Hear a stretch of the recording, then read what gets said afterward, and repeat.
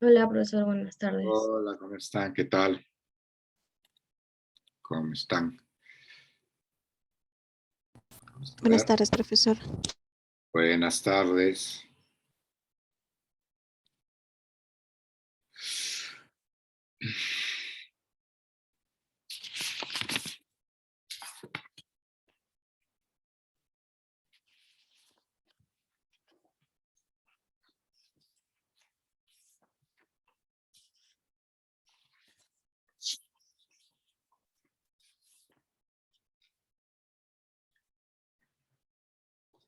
¿Qué tal a todos?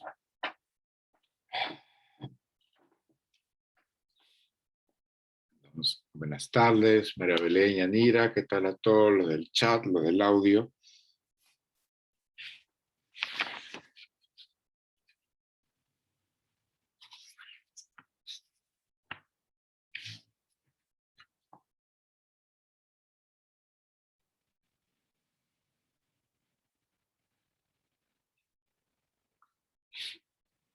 Bueno, creo que ya podemos, son 2:05, creo que podemos dar por iniciada pues la clase. Ahora cambiamos, un momento voy a apagar mi celular. Estoy siendo atacado por los WhatsApps. A ver. Ya.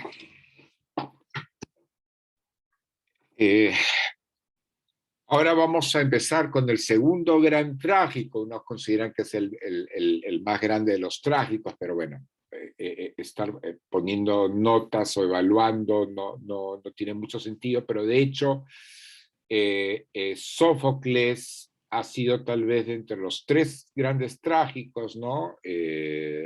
Esquilo, a quien hemos visto la semana pasada, las primeras semanas, y Eurípides ha sido pues el más comentado a lo largo de los muchos siglos.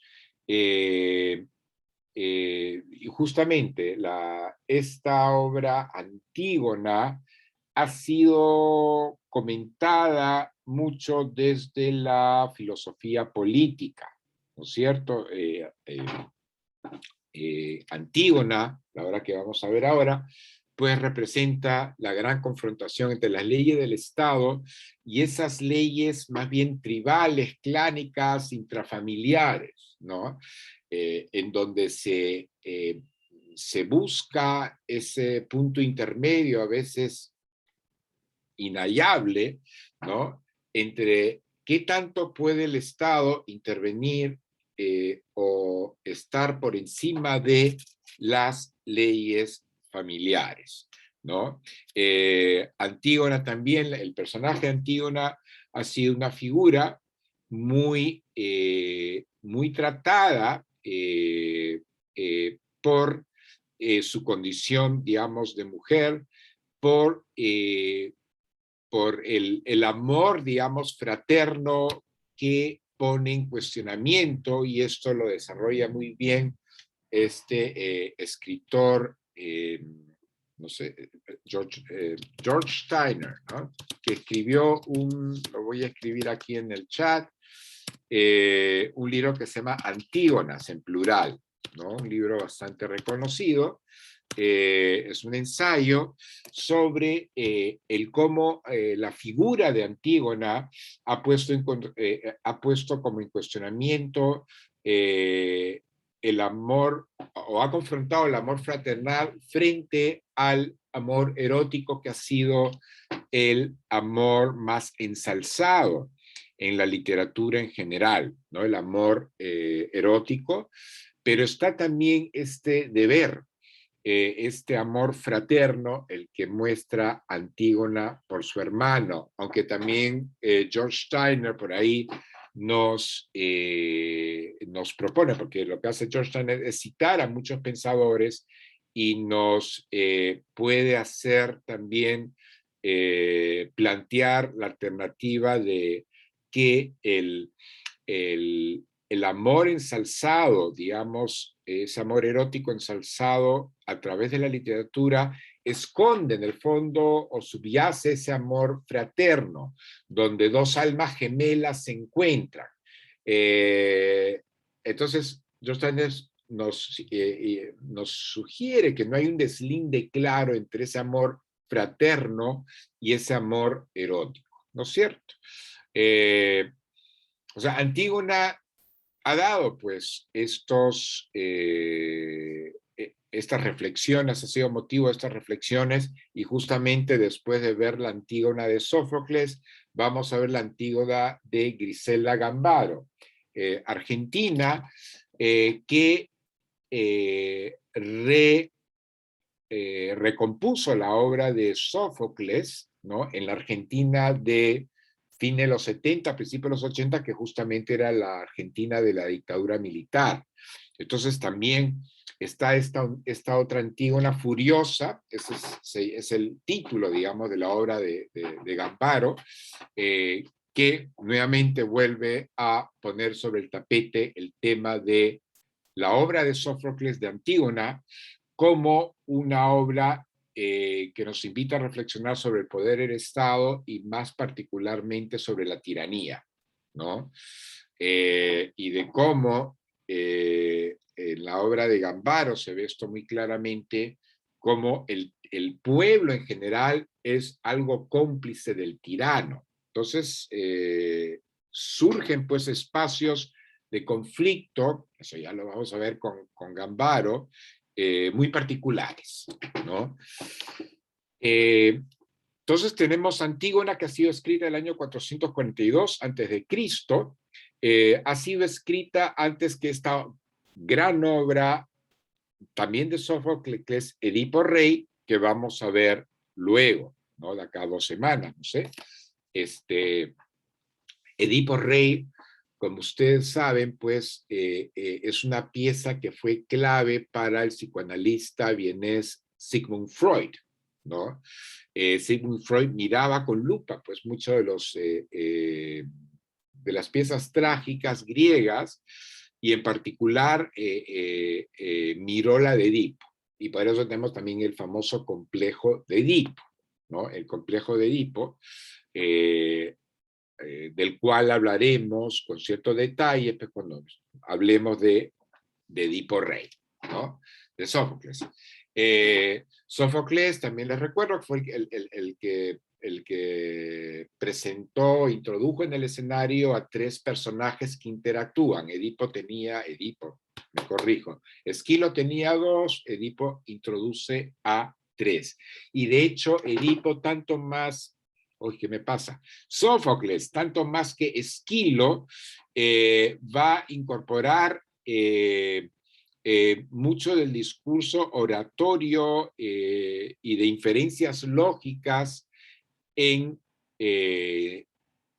sus libretos, ¿no? En los libretos. Eso lo vamos a ver en Antígona, pero mucho más claramente en Edipo Rey, ¿no? Pero ya también Esquilo había ya prefigurado eso, y ustedes hemos visto, pues, el juicio, ¿no es cierto? El juicio que se hace contra Orestes, en donde debaten, pues,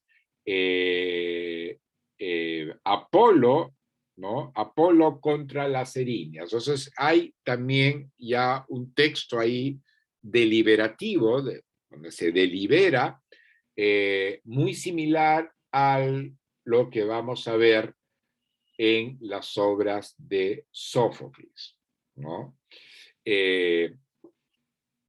Entonces, Antígona fue escrita antes de Edipo Rey, ¿no? Fue escrita antes de Edipo Rey, la vamos a ver, por consiguiente, antes que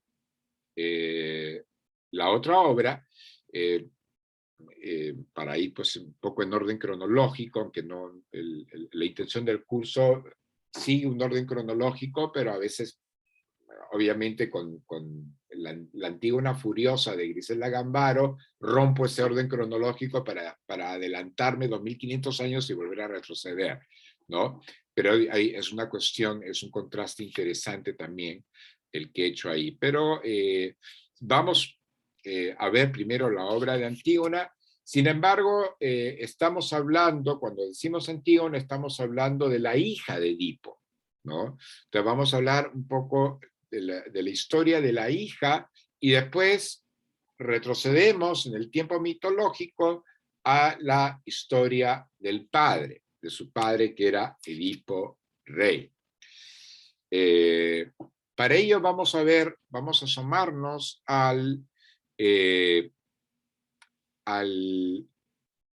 la genealogía de la familia tebana. Ahora ya no estamos en Micenas, como fue el caso de Agamenón, Clitemnestra y su familia, sino estamos en Tebas, ¿no? Que es la casa que alberga, es la ciudad que alberga y que tiene como reyes a la familia de Edipo rey, ¿no? Y a su padre Layo y a Cadmo como el fundador de Tebas, ¿no? O sea, hay toda una línea cadmiana, y esto lo vamos a ver, pues, en momento. Ahora sí, este es el árbol genealógico de Edipo. Acá arriba tenemos a Cadmo, fundador de Tebas, estos son todos sus descendientes por línea masculina, ¿no? Hasta llegar a Layo, ¿no? Layo que se casa con Yocasta, que a su vez es hermana de Creonte, que es una figura que vamos a ver, que es una figura principal en la obra de Antígona, ¿no? Y ambos tienen a Edipo como hijo, como único hijo, ¿no? Ya contaré la historia de ellos tres cuando hablemos de Edipo. Pero acá lo que importa es que Edipo, como verán acá, el árbol se complejiza porque Edipo se casa con Yocasta, con su madre, sin saber que era su madre, o sea, ya explicaré en su momento el porqué de esta horrible confusión. Se casa con Yocasta y ambos engendran a estos 4 hijos, a Eteocles, a Polinices, a Antígona y a Ismene, la menor, ¿no? La obra Antígona empieza ya con Antígona muchacha, sus 2 hermanos, Eteocles y Polinices, ya habían muerto en batalla, uno combatiendo contra el otro, y quedan como hijas sobrevivientes Antígona e Ismene, ¿no?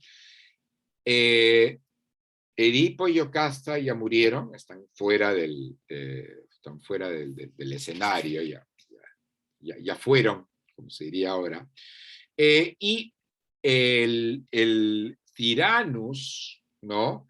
El gobernador, pues, de Tebas es Creonte, que no es de la casa de Latmo, ojo, él es hermano de Yocasta, solo que sucede ya que Edipo se fue, se exiló, dejó a sus 4 hijos niños.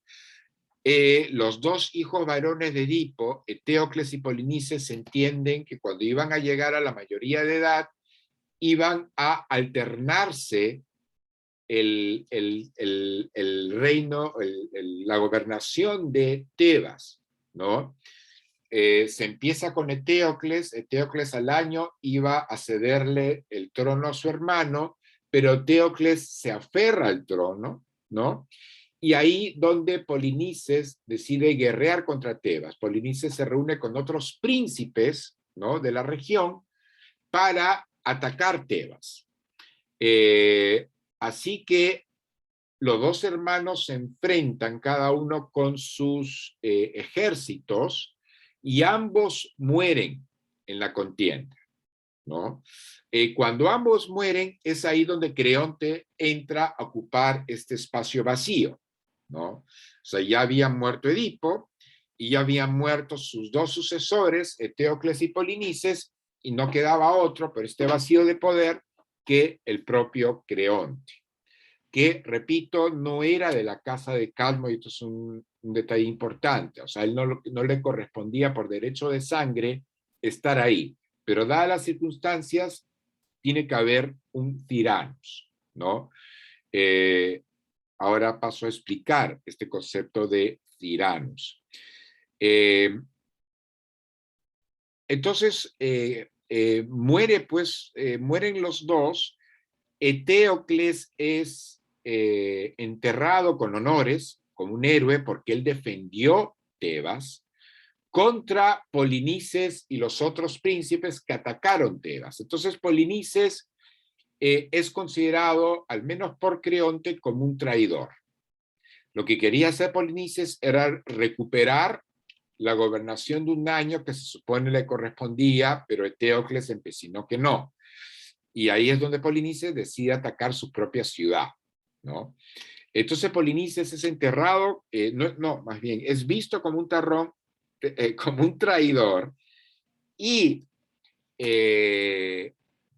Creonte decide que su cuerpo no reciba los ritos funerarios, sino que quede fuera de las murallas de la ciudad y su cuerpo sea consumido por los animales carroñeros, ¿ya? Que muera como el traidor que fue. Que muera, no, ya murió, pero digamos que su cuerpo, que su cadáver, reciba el trato de un traidor, ¿no? Ante esto, su hermana Antígona se horroriza.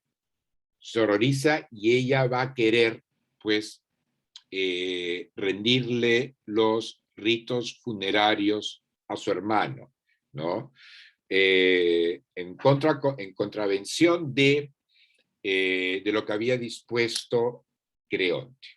Y este es un poco el núcleo del drama de esta pieza de Antígona. Antígona siente que porque es su hermano, ella debe rendirle los ritos funerarios, máxime si ella es mujer de la familia. Y digamos, en la edad antigua, que hay muchas culturas, eso no cambia, es a las mujeres de la familia la que deben, digamos, arreglar el cuerpo y rendir los ritos funerarios del cuerpo. Así que ella se sentía doblemente obligada a rendir los ritos funerarios a Polinices, ¿no? Como hermana y como mujer. Así que ella se expone, ¿no? Y en medio de la noche, cuando nadie la ve, empieza a esparcir, digamos, arena sobre el cuerpo de su hermano, ¿no? A la mañana siguiente, los soldados han visto que alguien está iniciando los ritos funerarios sobre el cuerpo de Polinices. Creonte se enfurece y le dice a la guardia que tienen que averiguar, que tienen que espiar quién es la persona que está haciendo eso. Así que los guardias se esconden detrás de unos peñascos, ¿no?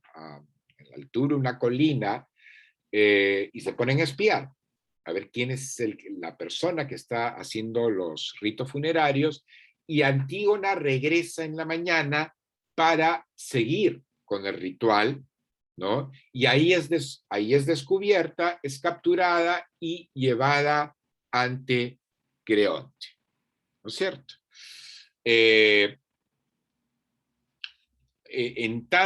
Mientras tanto, Ismene, la hermana menor, había, digamos, había tratado de ser convencida por su hermana Antígona de que la acompañe a rendir los ritos funerarios del hermano muerto. Ismene dice no, ¿no? Ismene dice no, o sea, ¿qué podemos nosotras mujeres frente al decreto de un rey, de Creonte? Y ahí Antígona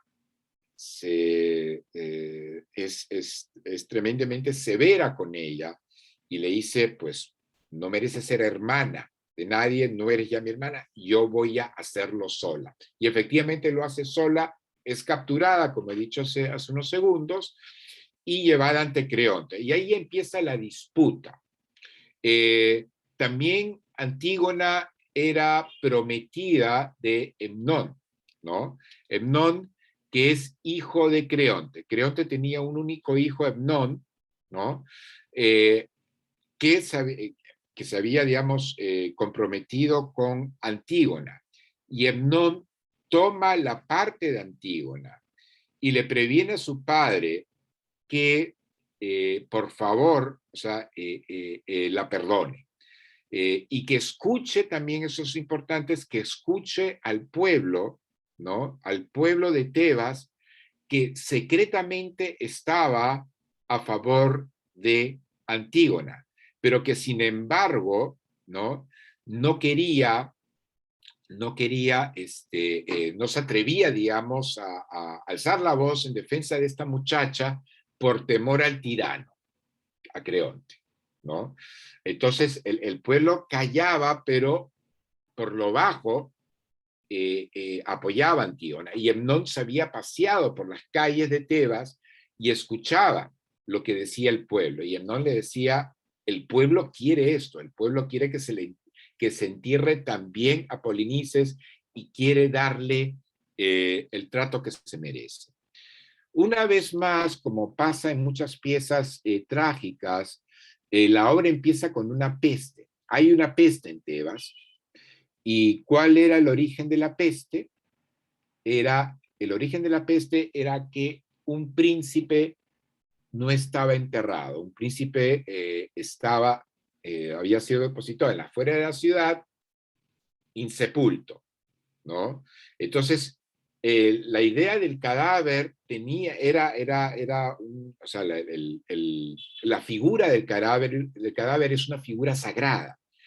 Y todo cadáver, no importa la vida que haya tenido, se le tiene que rendir sepultura, o sea, le tiene que rendir, digamos, los ritos funerarios de acuerdo pues a la cultura del lugar o a la costumbre del lugar. Entonces, y acá la peste se da porque no era cualquier cadáver, era el cadáver de un príncipe. Y obviamente estoy hablando de Polinices, ¿no? Entonces la obra va a empezar con la peste y va a empezar con Antígona en las murallas de noche, tratando de convencer a su hermana Ismene de que la acompañe a rendirle los ritos funerarios del hermano, ¿no? Así empieza la obra. Todo lo que he dicho sobre los dos hermanos guerreando, ¿no? Polinices contra Eteocles y que se dieron muerte, eso ya se sabe, eso ya se relata, pero no está representado en la obra. La obra empieza, la primera escena es con Antígona hablando con Ismene, su hermana, ¿no? Y eso también rompe un poco el protocolo, digamos, teatral de los trágicos, en que se entiende que en la primera escena no debe aparecer la figura principal. La obra se llama Antígona y se entiende que todo gira en torno a la historia de Antígona, la historia de su desafío, de la confrontación con su tío, ¿no? Creonte, y que era su rey también, y la historia de su muerte, o la historia de su ejecución, porque finalmente Creonte la hace ejecutar, al ver que ella no se arrepiente, no se doblega como corresponde. El mayor espacio textual en la obra lo va a tener Creonte, más que Antígona. Por eso hay dudas en esta obra muchos estudiosos han dicho quién es el protagonista de la obra, si es Creonte o es Antígona. No hay una resolución, digamos, definitiva, ¿no? Puede ser ambos. O sea, el nombre lo recibe Antígona. La figura de estatura heroica es Antígona, Creonte menos, ¿no? pero sin embargo, Creonte va a ser castigado, y ahora voy a ver cómo. O sea, Creonte es el Tyrannus, ¿ya? Es el Tyrannus, al ver que su sobrina, pues, es renuente, no quiere pedir perdón y nada, la hace ejecutar, ¿no?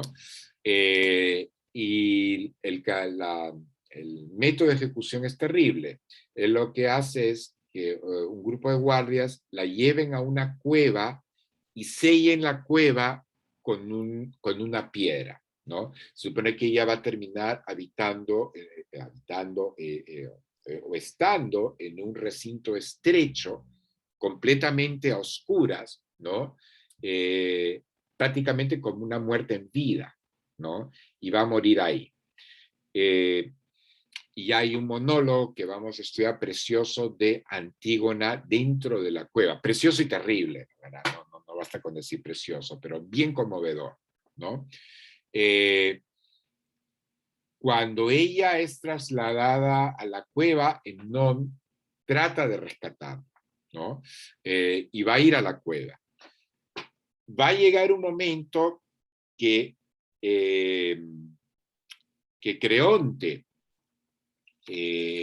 también él se va a arrepentir de lo que hizo y va a tratar de rescatar a Antígona, ¿no? Entonces él y una patrulla van a la cueva y encuentran que la roca está medio abierta. Creonte entra y encuentra que Antígona se había suicidado, ¿no? Y Hemón estaba ahí llorándola. Cuando Creonte abre la boca, ¿no? Se acerca al cuerpo, se acerca a su hijo, se acerca al cuerpo, Hemón reacciona con violencia en un lance patético, para utilizar los conceptos de Aristóteles. En un lance patético, Hemnón trata de dar muerte a su padre con una daga, ¿no? No lo consigue y Hemnón se hiere a sí mismo y muere, ¿no? Muere Hemnón, ¿no? Los guardias avisan a la madre de Hemnón y a la esposa de Creonte que el hijo ha muerto y ella también se suicida por el dolor. Entonces termina la obra, ¿no? Con Hemnón viudo, ¿no? Y con su hijo único muerto. El castigo perfecto que daban los dioses para con un ser humano era la muerte de la hija o del hijo joven, ¿no? Y acá Creonte fue castigado, pues, de la peor manera, ¿no? Con el dolor moral más grande que hay, tal vez más grande que hay, que es la muerte de un hijo o una hija, sobre todo si este es joven. Entonces, es así que Hemón es castigado, termina la obra ahí, ¿no? Y el castigo, obviamente, lo infringen de alguna manera las divinidades, ¿no? Recordemos la peste. La peste es un castigo divino.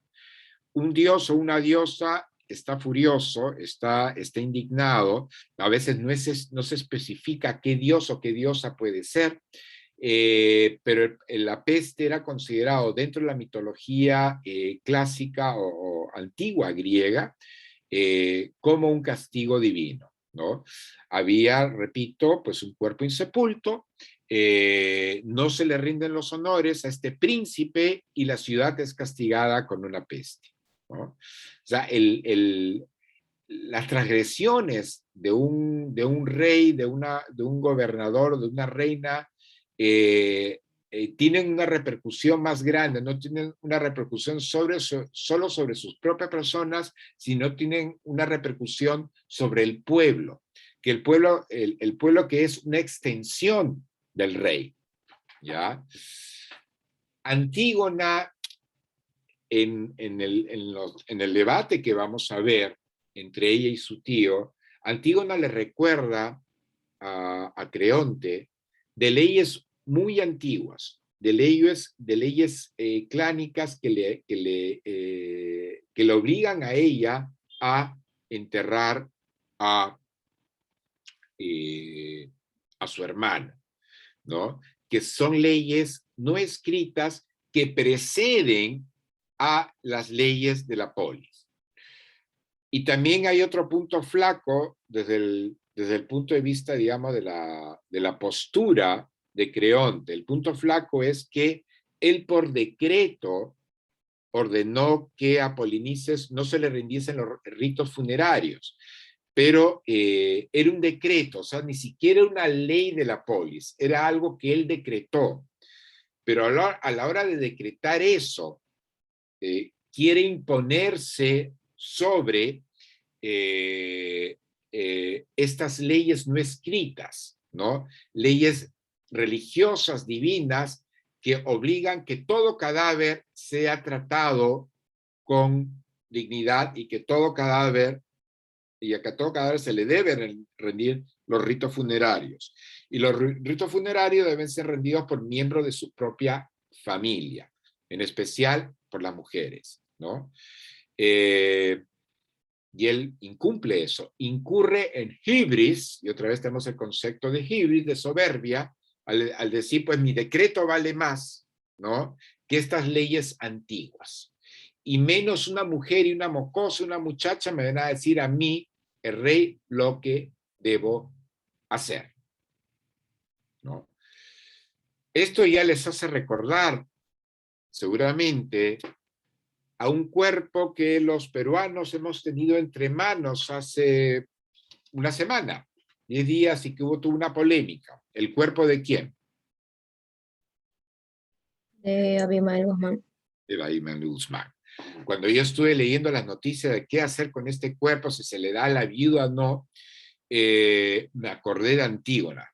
Antígona me revoloteaba en la cabeza, ¿no? Para que vean cómo hasta el día de hoy esa confrontación se sigue dando, ¿no? Muchos decían que ya el cuerpo de Abimael Guzmán, bueno, se le arroje a las alcantarillas, ya ni siquiera se haga pues la incineración y que no pase por un ritual, digamos, sagrado, sino ya deshacernos o el cuerpo sin incinerar, exhibir, lo que fuera. Que dicho de paso es lo que hizo Sendero Luminoso con mucha gente que Sendero Luminoso mismo mató, ¿no es cierto? Dejó los cadáveres expuestos, ¿no?, en las plazas y demás para que la gente lo vea y se infundiera el terror, ¿no? Y uno decía que no, lo justo era darle las cenizas a su viuda. Entonces, ahí tenemos la confrontación entre el Estado peruano y los derechos, muchos o pocos, que pueda tener la viuda de Abimael Guzmán, ¿no? Pero todo esto ya es un reflejo de muchos otros casos que se han dado a lo largo de la historia, de qué hacer con los cuerpos de quién, sobre todo cuerpos polémicos, cuerpos de figuras polémicas, cuerpos de traidores, de lo que fuera, ¿no es cierto? Entonces, hay una réplica de esto en lo que pasó en el Perú, ¿no? Lo que está pasando, ya pasó, bueno, que ya se llegó a una resolución. Entonces, esto sigue, pues, como verán, vigente. Lo que quería ahora era explicar la diferencia entre Tyrannus y Basileus, ¿ya? Esto es importante para Antígona y también es importante para Edipo Rey. Voy a compartir pantalla de esta... Tiranos, vamos a ponerlo así en versión latina. El origen de la palabra es griego, pero así se escribiría en latín, ¿no? Tyrannus versus Basileus, ¿no? Empecemos por Basileus. Basileus es la persona que gobierna una ciudad por derecho de sangre. Es la persona hijo de un rey, ¿no? Hijo de un rey, nieto de un rey, quien sea, pero le corresponde la gobernación de una ciudad, repito, por derecho de sangre, porque forma parte de la casa real, ¿no? Entonces, por ejemplo, a Teocles y Polinices les correspondía, aunque sea de manera alterna, reinar sobre Tebas porque eran hijos de sangre de Edipo rey. Edipo, a su vez, hijo de Layo, Layo hijo de, ya no me acuerdo quién, del Abdaco, me parece, etcétera, etcétera. Esa es la figura de rey, que es lo que comúnmente llamamos rey, ¿no es cierto? ¿No? O príncipe, el hijo del rey y demás. Pero está esta otra figura que es la de Tiranus. Tiranus es también la persona que gobierna una ciudad o una polis, ¿no? El Tiranus, que es ahora que ha dado la palabra tirano, ¿no?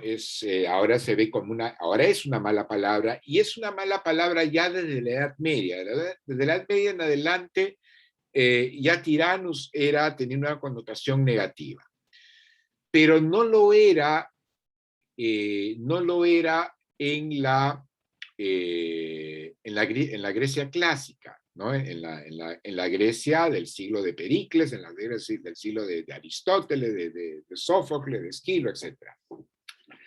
Tiranus era la persona que asumía el poder por una hazaña en particular, porque habría llevado al triunfo a una ciudad frente a otra, ¿no? O en términos ya mitológicos, habría librado a la ciudad de una peste, que en la mitología, por ejemplo, sobre Edipo, es lo que hace que Edipo gane la gobernación de Tebas, porque él va a librar a Tebas de una peste, y así se va a hacer rey, y así él va a tomar la mano de la reina viuda, que era Yocasta, ¿no? Que ya sabemos que era su madre, y ambos sin saberlo. Entonces, Tiranus es la persona que asume el poder por una hazaña, por una hazaña. Entonces, como premio se le da la gobernación. Esa gobernación no es hereditaria, no es hereditaria, a menos que los hijos del Tiranus también sean hijos de una reina, de una mujer de la familia con sangre real. Entonces ahí podría considerarse que sus hijos puedan heredar o no. Pero tanto Esquilo y en especial Sófocles, para hablar de los dramaturgos, ellos tenían una idea ambivalente del tiranus, porque muchas veces los tiranos, en tanto que no eran gobernadores por derecho de sangre, y en tanto que sus hijos muy difícilmente podrían heredar esa gobernación, no era raro que quisiesen afincarse en el poder. Ok, yo fui un héroe para esta ciudad, me erigen tiranos, pero yo poco a poco voy a querer acaparar los poderes. Me voy a confrontar al Senado, o sea, que era el Areópago de ancianos, voy a desafiar lo que dice el equivalente a ministro de justicia, que es el sacerdote, ¿no? Entonces, tanto Esquilo como Sófocles vieron cómo los tiranos querían acaparar el poder, que no era necesario para un Basileus, porque un Basileus sabía que él iba a gobernar hasta el final de sus días y que sus hijos iban a heredar la gobernación.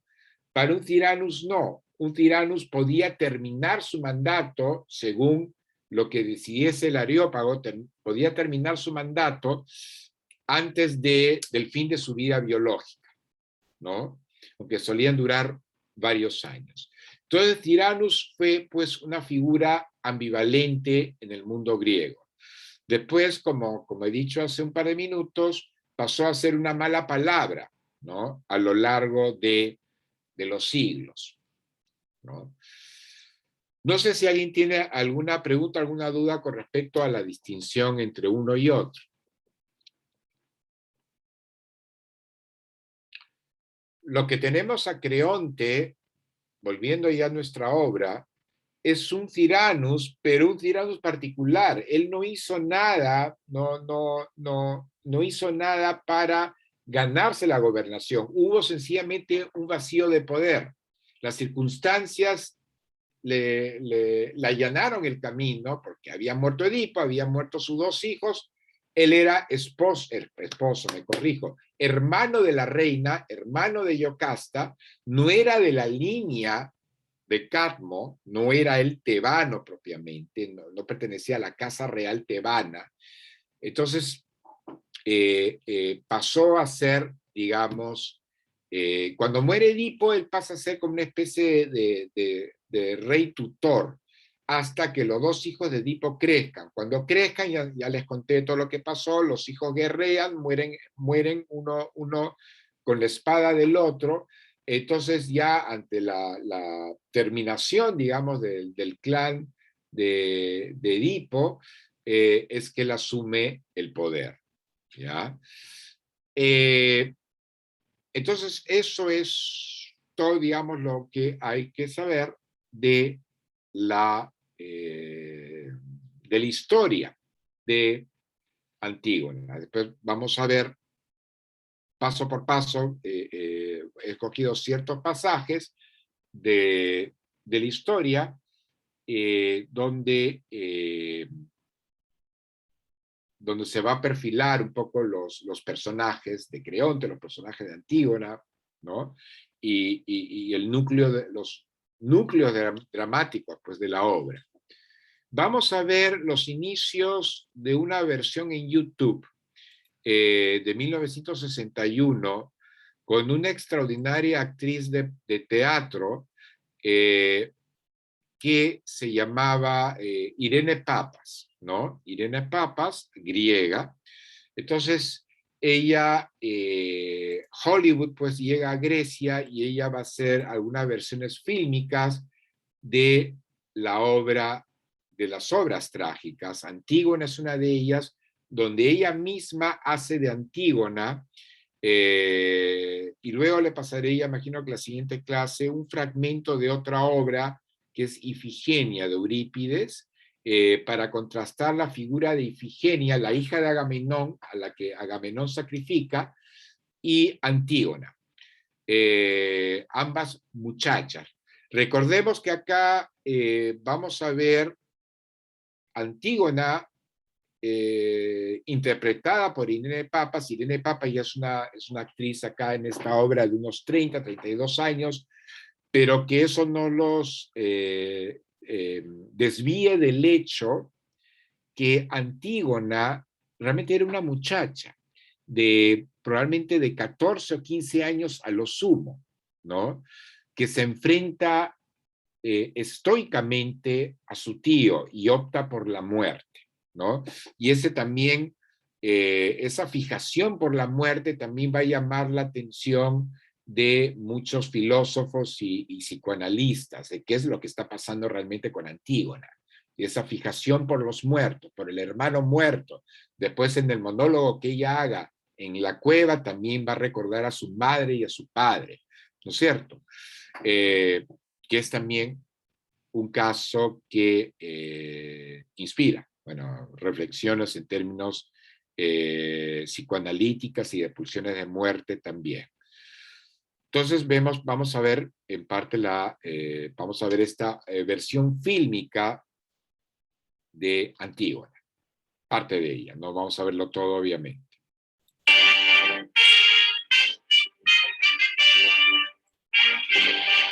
Profesor, se está compartiendo el Word. Un momento. ¿Perdón? ¿Qué me dicen? Se está compartiendo el Word. El Word, ya. Gracias. Vamos a ver. Ya. Gracias por la advertencia. Creo que estaba... ¿Sigo compartiendo el Word? Sí. Sí, a ver, Sí, profe. voy a ver, voy a... Ay, no, iba a salir de la reunión, es un desastre.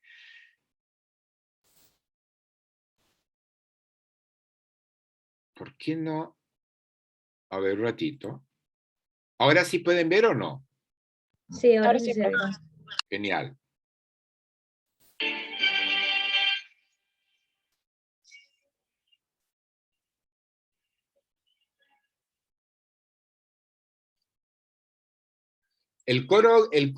Acá el coro griego va a ser el coro de ancianos. Bueno, acá en inglés dice los viejos de Tebas o los ancianos de Tebas, ¿no es cierto? Sí, el coro de ancianos. Los protagonistas son, por supuesto, Creonte, Antígona, Ismene, Etnón, también Tiresias, el sacerdote que advierte a, a Creonte que no falte a los derechos de los deudos de enterrar a sus muertos, pero también Creonte desoye las advertencias de Tiresias, cosa que no hace más que aumentar su hibris, su soberbia, ¿no? Su desacato frente a las leyes divinas.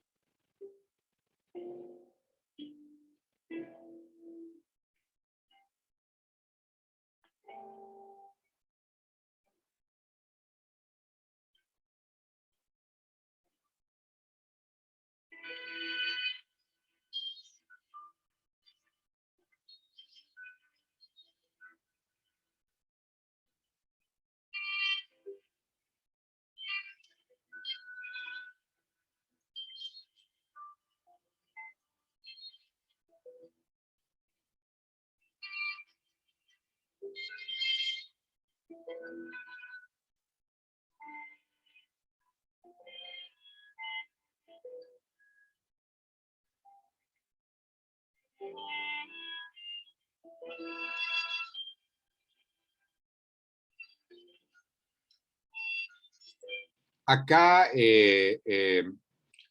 todos esos dibujos que ven, digamos, los han sacado de ánforas griegas. Las ánforas griegas, en muchas ánforas griegas, a la manera de un manga, ¿no?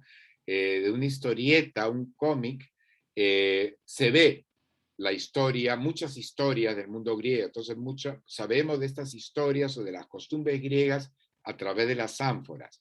En este caso, por ejemplo, las ánforas son muy fidedignas porque acá vemos el escudo de un jabalí, ¿no es cierto? Este escudo de jabalí era el símbolo de la ciudad de Calidón, cuyo rey, ¿no? Tideo, fue aliado de Polinices, ¿no? O sea, tenemos acá el ejército de Polinices enfrentándose, ¿no? En el margen izquierdo que ya no vemos, ya se tapó, enfrentando al ejército de Teocles, ¿no? O sea, para ver, con esto quiero hacerles ver qué tan fidedignas eran los dibujos eh, eh, de los jarrones griegos, ¿no? De las vasijas griegas.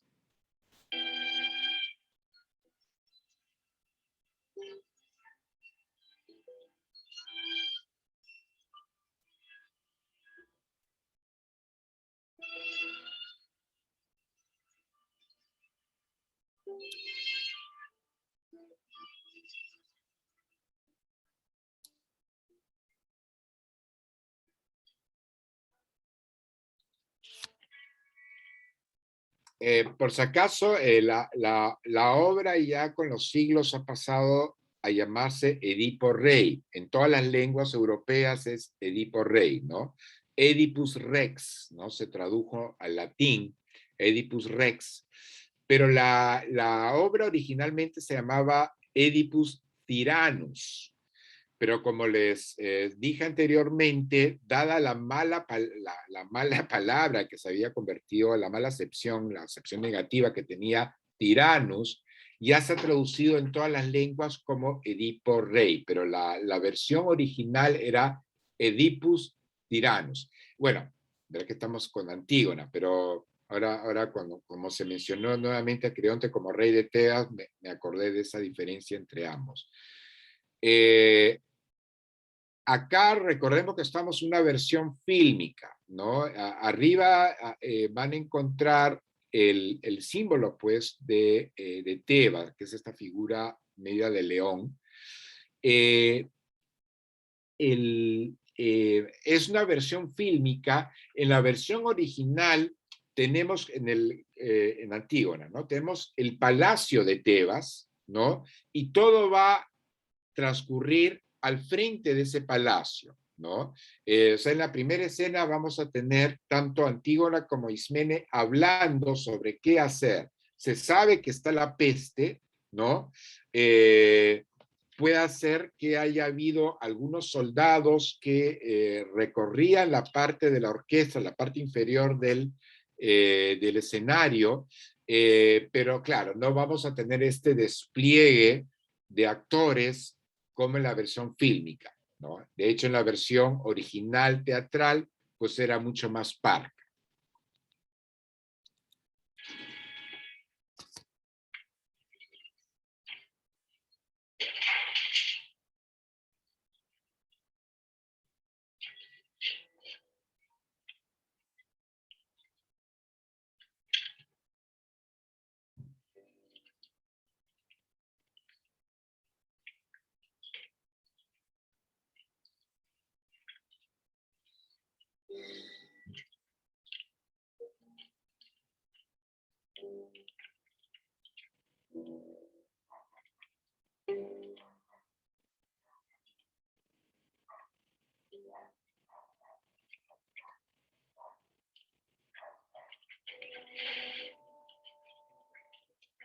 Con la que estamos viendo la peste, ¿no?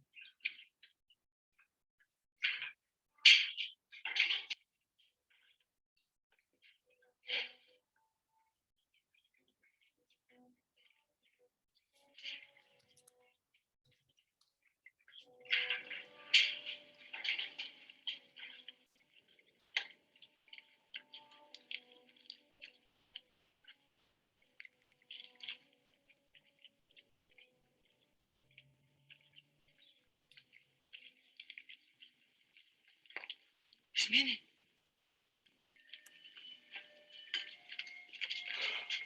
Αδερφούλα μου, υπάρχει άραγε καμιά κατάρα από την κληρονομιά του πατέρα μας του Ιδίπορα που να μην την έστειλαν ακόμα οι θεοί στη ζωή μας.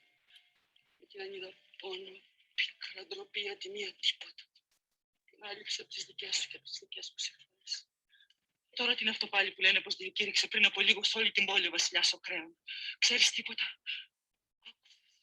Δεν πήρες είδηση τι εχθρική πράξη ετοιμάζει για τους πολύ αγαπημένους μας νεκρούς. Τους πολύ αγαπημένους μας.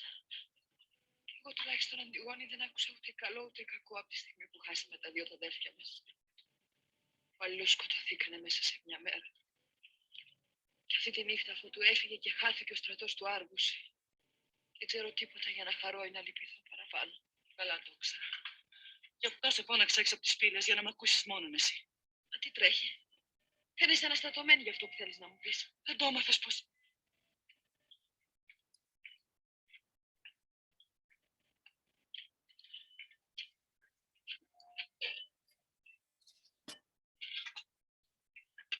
Ο Κρέον τιμάει μεταθεί τον έναν από τους δυο μας αδερφούς και τον άλλον τον ετοιμάζει. Για τον Αιτεοκλή σωστά λένε πως πρόσταξαν να τον θάψουν μόλις στις νεκρικές τιμές. Για το κουφάρι το αξιολύπητο του Πολυνίκη είπαν πως διαλάλησε σε όλο τον κόσμο να μην το σκεπάσουν. Ούτε θα τον φαναγίσουν. Να τα αφήσουν άταφο και άκλαστο. Το χαρούνε τα όρνια που τριγυρίζουν για ψωφί μου. Και όποιος τολμήσει να παρακούσει την προσταγή του, θα θανατωθεί με δημόσιο λιθοβολισμό. Μάθε τα λοιπόν αυτά. Και τώρα θα δείξεις αν είσαι άξια της γενιάς σου. Ή αν θα την τροπιάσεις. Δυστυχισμένη. Αν τα πράγματα φτάσαν όσα με εκεί, εγώ έτσι κι αλλιώς τι μπορώ να σου κάνω παραπάνω. Σκέψου αν θα βοηθήσεις και αν θα συνεργαστείς. Σε τι τρέλα. Τι έβαλες στο μυαλό σου. Να θάψουμε μαζί το νεκρό. Αλλήμονό μας. Τώρα που απομείναμε μόνο οι δυο μας, σκέψου τι τέλος κακό θα βρούμε να ψηφίσουμε την προσταγή και την εξουσία του βασιλιά. Πρέπει να νιώσεις πως γεννηθήκαμε γυναίκες και δεν μπορούμε να τα βάζουμε με άντρες. Ο βασιλιάς είναι πιο δυνατός από εμάς. Και σκύψουμε το κεφάλι και σε αυτά και σε χειρότερα. Εμένα, ας με συγχωρέσουν οι νεκροί αν αναγκάζουμε να υποταχθώ στη βία. Δεν θα παρακούσω αυτούς που μας εξουσιάζουν. Είναι ανόητο να κάνεις πράγματα που ξεπερνούν τη δύναμή σου. Και μπορούσα να σε προστάξω. Ούτε και αν το ήθελες ακόμα θα νιώθα χαρά όταν πια να έρθεις μαζί μου. Πίστευε λοιπόν ότι καταλαβαίνεις. Εγώ εκείνον θα πάω να τον θάψω. Και εσύ αν το νομίζεις σωστό, περιφρόνησε τα ιερά και τα όσια. Δεν τα περιφρονώ. Μα είμαι γεννημένη αδύνατη για να τα βάλω με ολόκληρη πολιτεία. Acá ya, en esta versión fílmica, se retrata bien en este primer diálogo de las hermanas la intransigencia de Antígona. Basta que Ismene le diga una vez no, ya Antígona no insiste más, sino ya la hace a un lado. Ese primer no de Ismene ya va a ser rotundo. Incluso ya cuando Creonte decida, ordene que a Antígona la ejecuten, Ismene quiere compartir la suerte de su hermana.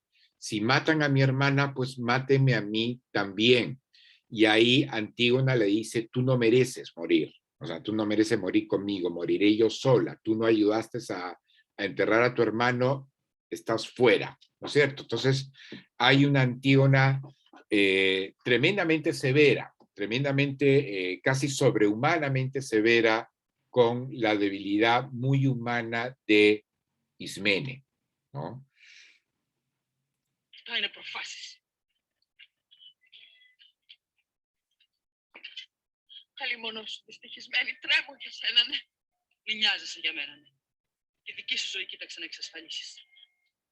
Αυτό το θέλεις έτσι πήγαινε. Μα ξέρω το πως είσαι τρελή.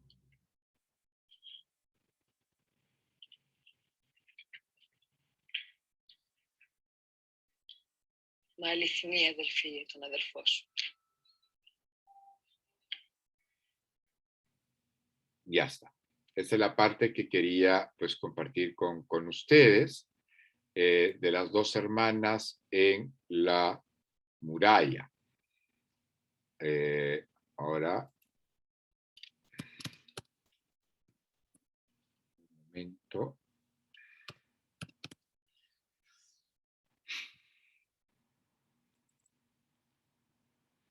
Voy ahora a compartir el... ¿Qué está pasando acá? El PDF, ¿no? El PDF que tienen ustedes en Paideia, ¿no? Un momento.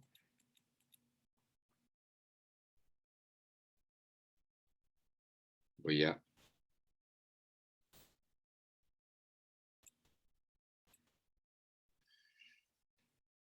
Como verán, ya estoy compartiendo, están viendo el PDF, ¿no? Ahora. Sí. Sí, profesor. ¿No? Como verán, ya desde la primera escena, ya Antígona e Ismena, varía en la traducción, ya intercambian, ¿no? Están dialogando. Me voy a ir hasta la página 8. Un segundo. Hasta la página 7, perdón. Que tengo la página 8 acá.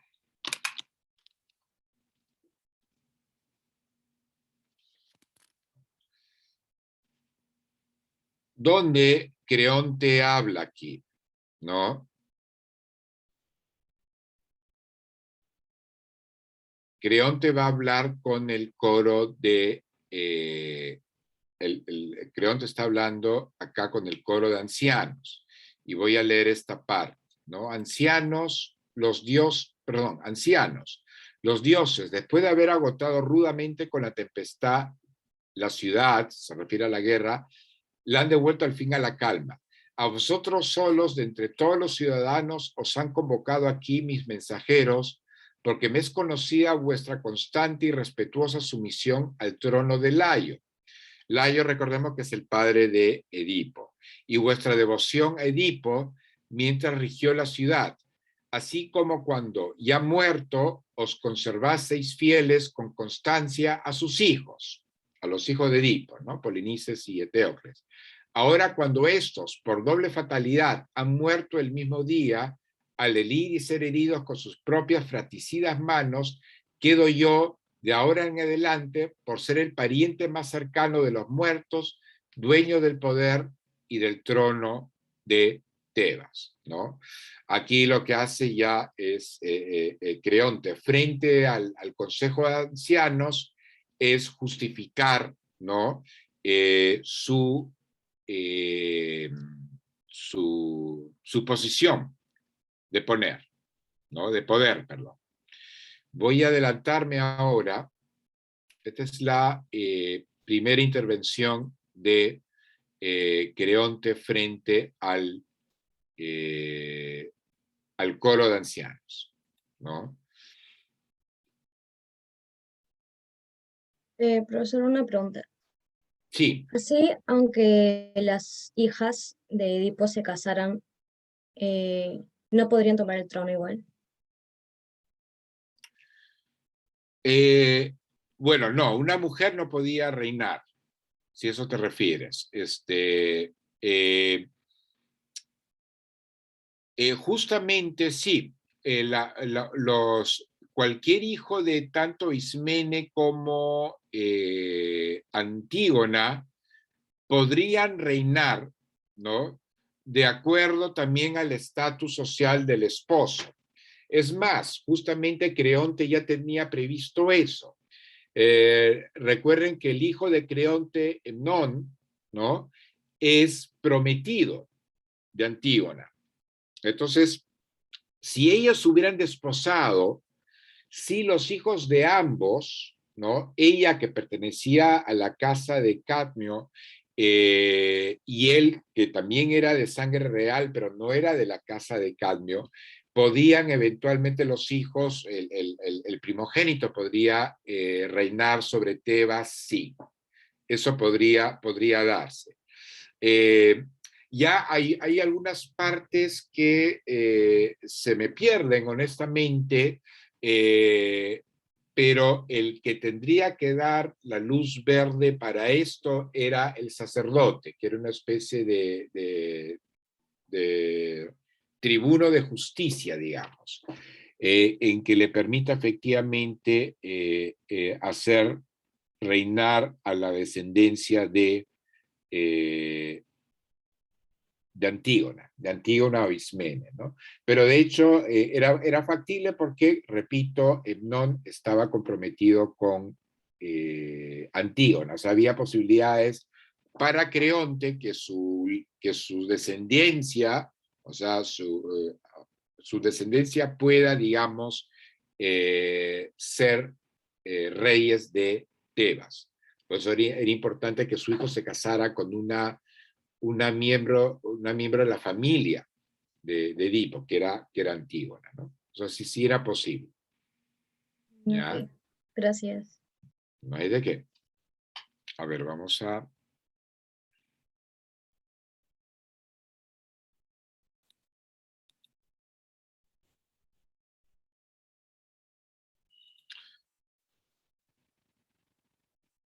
Ya, como digo, ya vamos a leer esta parte en que Antígona es descubierta y es llevada a Creonte, ya es llevada frente a Creonte, ¿no? Prisionera, hecha prisionera por los guardias, ¿no?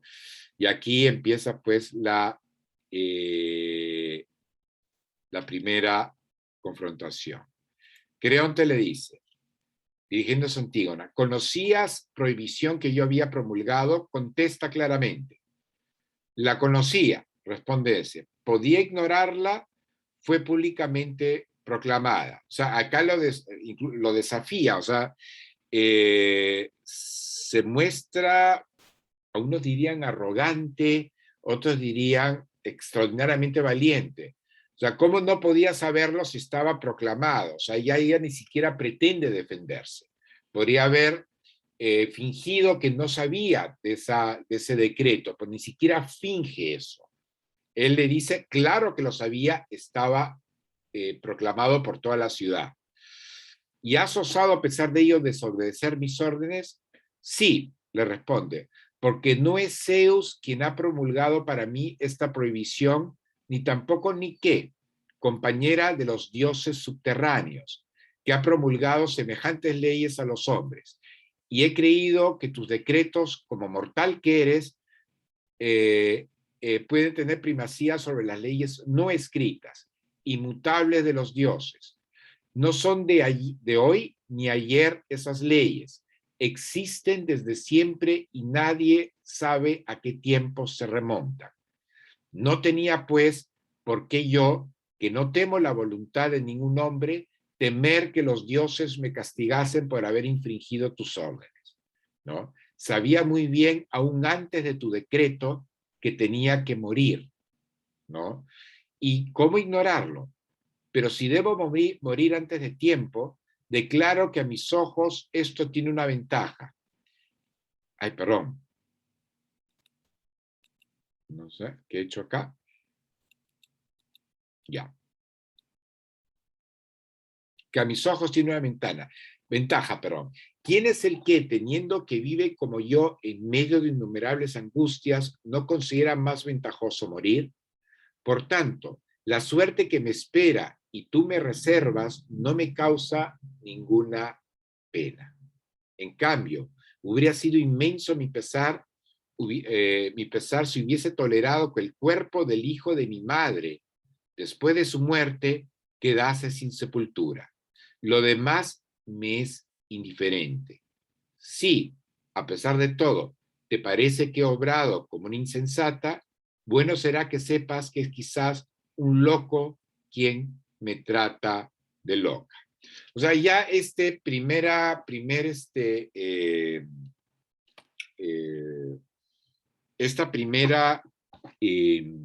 intervención de Antígona frente a su tío ya la retrata de cuerpo entero, ¿no es cierto?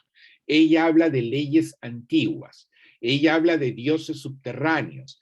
Acá les puede recordar algo a las erinias, un poco. Ella no era ninguna erinia, no es ninguna divinidad, pero sí recuerda al gobernador de Tebas que hay leyes muy antiguas, que hay leyes que no escritas, eso es lo importante, hay leyes no escritas, no promulgadas por la polis, ¿no?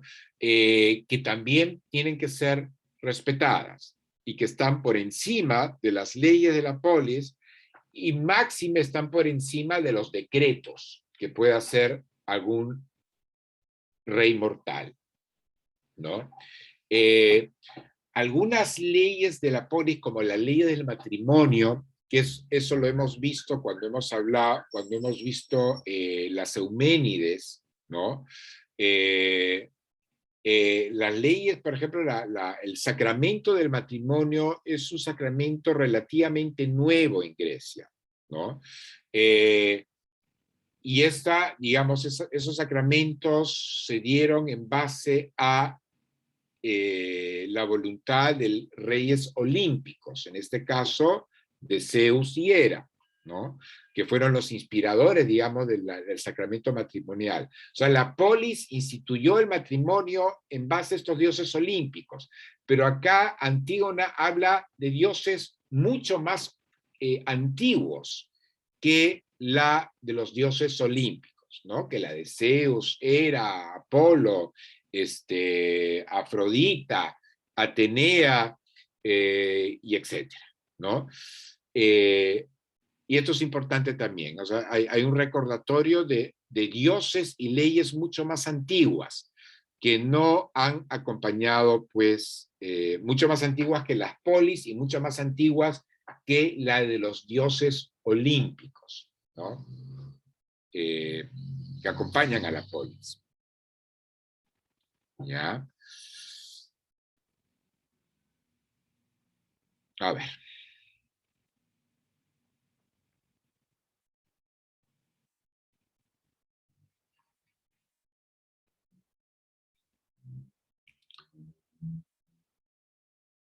Ya me has cogido, ya me has capturado. Vamos a empezar a leer esta línea, ¿no?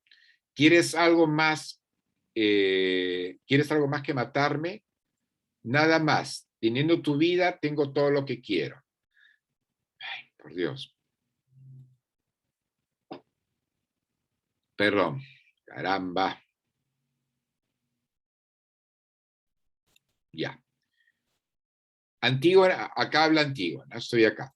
Pues entonces, ¿a qué aguardas? Tus palabras me disgustan y ojalá me disgusten siempre, ya que a ti mis actos te son odiosos. ¿Qué hazaña hubiera podido realizar yo más gloriosa que dar sepultura a mi hermano? ¿No?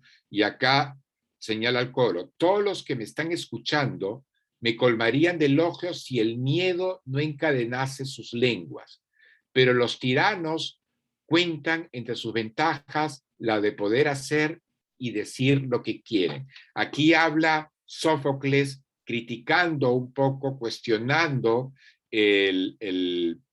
digamos, la figura del tiranus, ¿ya? De lo que puede hacer un tiranus.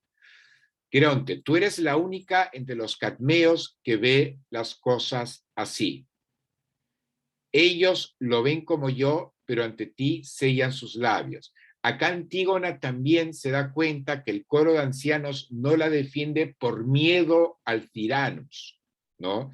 No porque apoyen la posición de Creonte.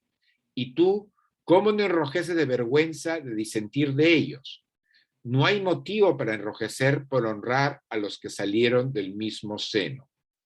¿No era también hermano tuyo el que murió combatiendo contra el otro? O sea, como que te olvidas de Teocles. Era mi hermano de padre y de madre. Entonces, ¿por qué hacer honores al uno que resultan impíos para con el otro? No diría que lo son el cadáver del muerto. O sea, una cosa son los hermanos vivos y otra cosa son dos cadáveres. Ya los dos cadáveres ya están en otra dimensión, ¿no es cierto? Sí, desde el momento en que tú rindes a este muerto más honores que al otro. No murió como su esclavo, sino como su hermano. Sin embargo, el uno asolaba esta tierra y el otro luchaba por defenderla. Hades, sin embargo, quiere igualdad de leyes para todos. Hades es el dios, digamos, del inframundo, pero Hades también es el espacio del inframundo. Es un dios que también es un lugar, muy parecido al concepto que se tiene de Pacha, el concepto quechua de Pacha, que es una deidad y es un espacio también donde habitan los muertos, ¿no es cierto? Hades es lo mismo, ¿no? Y he hablado del concepto de Hades para los griegos, ¿no? En esta clase que di extra, digamos, de reposición, en donde al Hades pues van justos, injustos, o sea, tanto los malos como los buenos, si quieren, para verlos en términos así un poco esquemáticos, van al mismo lugar, al Hades, ¿no? Creonte. Y acá habla Creonte, pero el hombre virtuoso no se le debe igual trato que al malvado. ¿Quién sabe si esas máximas son santas allá abajo? Otra vez, al Hades.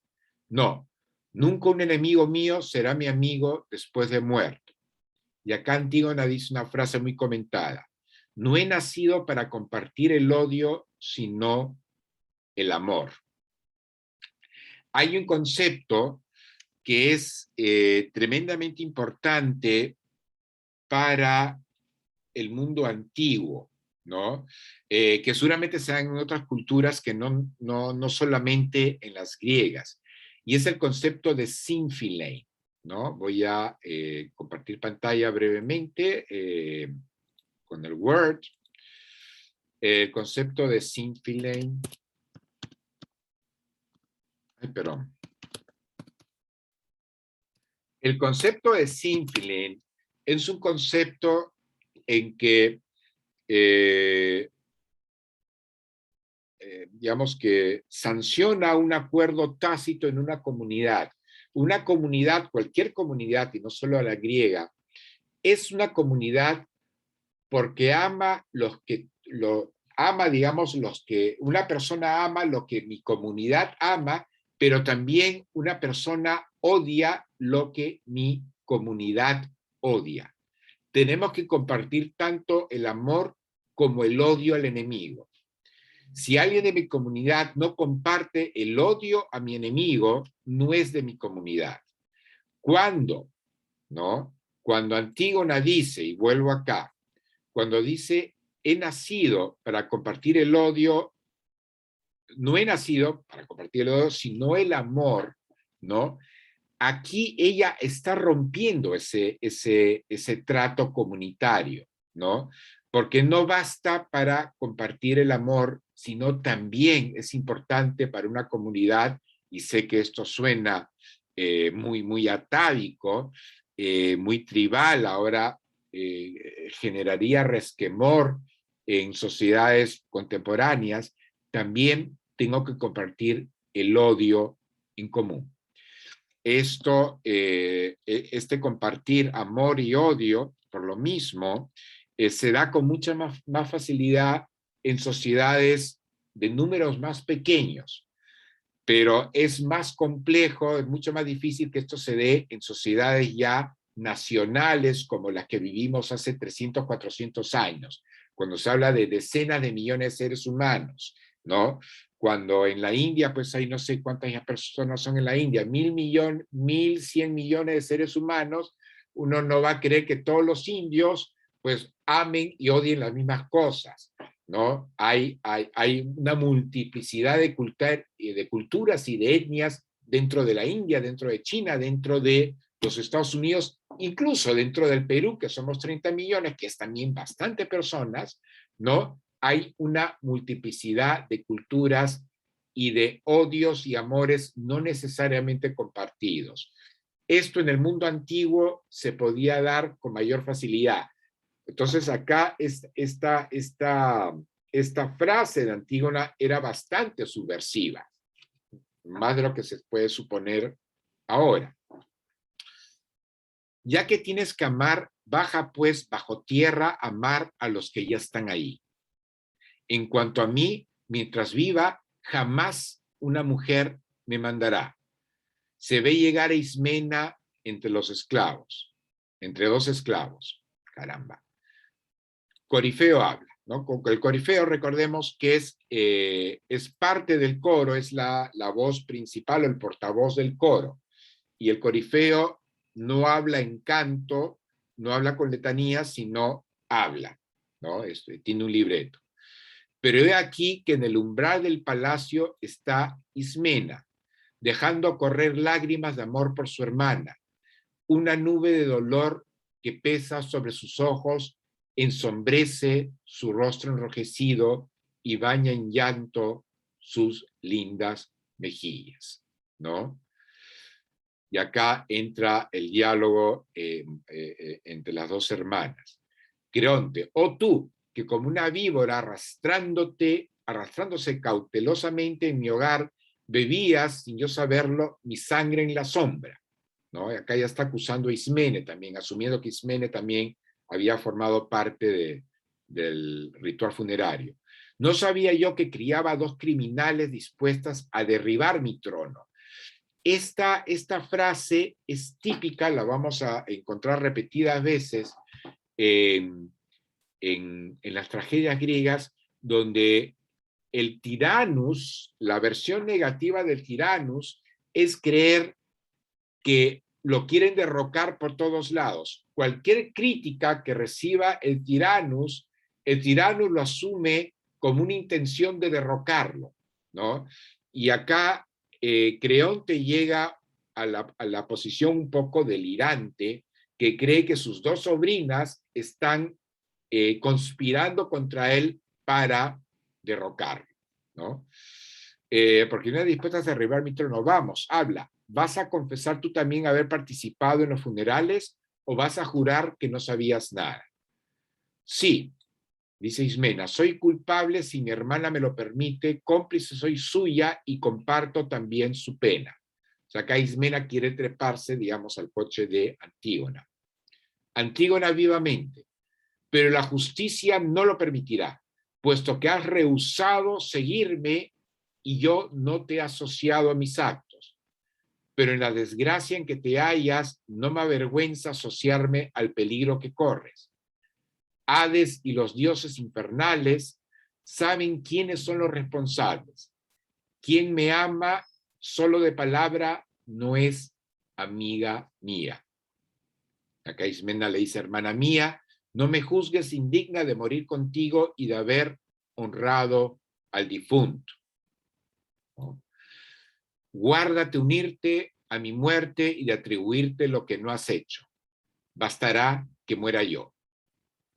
¿Y qué de vida abandonada de ti puede serme aún apetecible? Pregúntaselo a Creonte que tanta solicitud te inspira.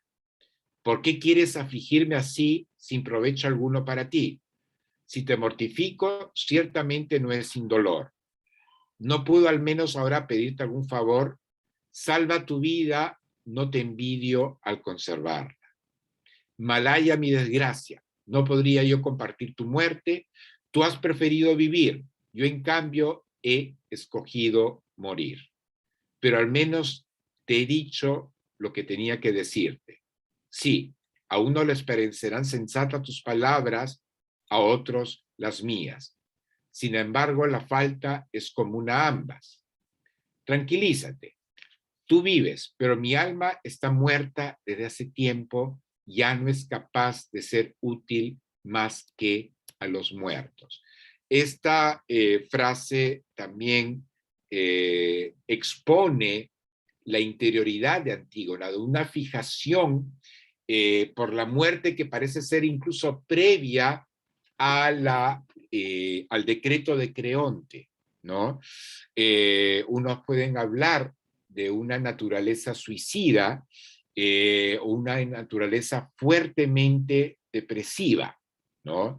En que ella busca, digamos, la excusa para morir. Esto ha sido caldo de cultivo de muchos psicoanalistas, ¿no? Esta frase y la obra en general de Antígona, ¿no? Creonte. Estas dos muchachas, los aseguro, están locas. Una acaba de perder la razón, la otra la había perdido desde el día que nació. Ismena. Es que, oh rey, la razón con que la naturaleza nos ha dotado no persiste en un momento de desgracia excesiva. Y en ciertos casos, aún el más cuerdo acaba por perder el juicio, ¿no? Acá Ismena le recuerda pues a Creonte la desgracia de familias de ellas, ¿no? La desgracia de saber que su padre era hermano de ellas a la vez, ¿no? La desgracia de haber perdido a su madre Yocasta, ¿no? Cuando ellas eran muy niñas, el destierro del padre, destierro que fue acompañado por Antígona por un tiempo. Antígona acompaña el destierro de su padre cuando él es expulsado de Tebas, ya ciego, ¿no? Entonces, ellas sienten que muchas desgracias se han abatido por ellas desde muy jóvenes, ¿no? Que en cierto modo sienten que ya pagan las culpas de otro. Ya voy a explicar más adelante el concepto de miasma cuando hablemos de Edipo Rey y de cómo Layo, el padre de Edipo, en cierto modo hizo que a su estirpe, a su familia, se le castigara por una transgresión que él cometiera, ¿no? Pagará Edipo y pagarán sus nietos, ¿no? vuelvo acá a Ismén, al diálogo entre Ismén y Creonte. Creonte, el tuyo seguramente se perdió cuando quisiste ser cómplice de unos malvados. Sola y sin ella, ¿qué será para mí la vida? No hable más de ella, pues ya no existe. Y vas a matar a la prometida de tu hijo. Hay otros surcos donde poder labrar. Aquí hay también otra transgresión de parte de Creonte. Recordemos que Antígona se había prometido a Hemnón, al hijo de Creonte. Y esa promesa de matrimonio ya tenía una connotación sagrada, ¿no? Porque era usual que una pareja se comprometiese ante alguna divinidad, o era Afrodita, o era Hera o Zeus, ¿no? Y acá Creonte desoye eso, ¿no? Y habrán otros surcos, ¿no? Donde labrar, diciendo, y habrán otras mujeres. Antígona no es la única mujer que mi hijo pueda conseguir, ¿no? Ismena, no era eso lo que entre ellos se había convenido, ¿no? No quiero para mis hijos mujeres malvadas. Oh Hemnón bien amado, cuán gran desprecio siente por ti tu padre, ¿no? Me estás resultando insoportable tú y esas bodas, y etcétera, etcétera, ¿no? ¿Alguna pregunta hasta este momento? ¿No? Entonces vamos a dejarlo aquí. Y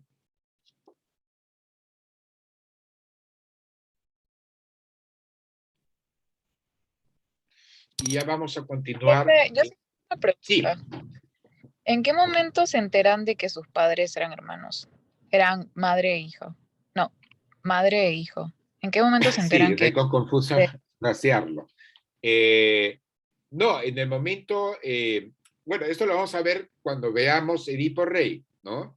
Edipo mismo va a descubrir que él mató a su padre, a Layo, ¿no? Sin saber que era su padre, y que su esposa es su madre. Entonces, cuando a él lo descierren, que va a ser la última escena, sus hijos se le van a acercar, sus pequeños hijos, ¿no? Y él los abraza y ya se sobreentiende que los niños están sabiendo qué es lo que está pasando, ¿no? ¿Qué es lo que está pasando? Pero digamos, en el mito de Edipo, que es un mito, o sea, los trágicos, recordemos que los trágicos no tenían libretos originales, sino lo que hacían eran recrear mitos que ya los griegos sabían, y este era un mito más. Pues ese mito no tampoco especifica en qué momento los hijos se enteran, pero se entiende que se enteran, uno sobreentiende que se enteran cuando Edipo es expulsado y Antígona lo acompaña, ¿no es cierto? Pero digamos, no hay un episodio que se recree en que alguien, un adulto, le diga a los 4 niños, oye, tu papá es tu hermano y tu madre era tu abuela. No, ese episodio pues no hay, ¿no? Pero se sobreentiende que sabía. ¿Alguna otra pregunta? ¿No? Entonces, pues nada, vamos a ver, hay un chat acá. Todo claro. Genial. Entonces, continuamos pues la siguiente clase y nos vemos el día jueves. Chau, chau. De nada, Sebastián. Nos vemos. Gracias, profe. Muchas gracias, profesor. Hasta Bueno, luego. profesor, hasta luego. Chau, chau.